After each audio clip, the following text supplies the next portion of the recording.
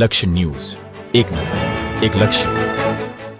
રાષ્ટ્રીય શિક્ષણ નીતિ 2020 અંતર્ગત ગુજરાત રાજ્ય સંસ્કૃત બોર્ડની સૂચના અનુસાર સંસ્કૃત શિક્ષણને પ્રોત્સાહન આપવા માટે તમામ પ્રકારની શાળાઓમાં અને જન સમુદાયમાં સંસ્કૃત ભાષાનું ગૌરવ, સંરક્ષણ, સંવર્ધન તેમજ પ્રચાર અર્થે 6 ઓગસ્ટથી 8 ઓગસ્ટ દરમિયાન ત્રિદિવસીય સંસ્કૃત સંવર્ધનના કાર્યક્રમો યોજાઈ રહ્યા છે.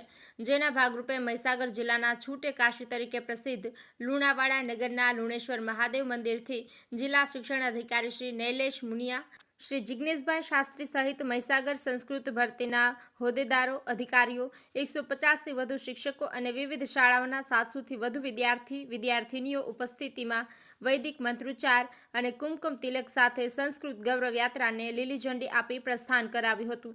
આ વિશાળ યાત્રા માર્ગમાં વેદ, પુરાણ અને શાસ્ત્રોમાં ધર્મગ્રંથો, કળશ, શ્રીફળ સાથે ઋષિમુનિઓની પારંપરિક વેશભૂષામાં દેવભાષા સંસ્કૃતના સંવર્ધન અને સંરક્ષણના સૂત્રો સાથે શ્રી પી.એન. પંડ્યા કોલેજ સુધી પહોંચી હતી, જ્યાં ગુજરાતની આગવી ઓળખ સમાન ગરબા યોજાયા હતા. આ ગૌરવ યાત્રામાં સૌએ ઉત્સાહભેર જોડાઈ સંસ્કૃત ભાષાનું ગૌરવ, સંરક્ષણ, સંવર્ધનની સાથે સંસ્કૃતિ રક્ષા માટે સંકલ્પ લીધા હતા. અનિકેત જોશી, મહીસાગર.